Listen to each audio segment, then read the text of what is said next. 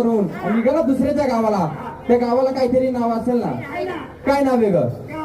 बरोबर. तुला मी चांगलं विचारतोय ग. आता मी तुला चांगलं सांगते.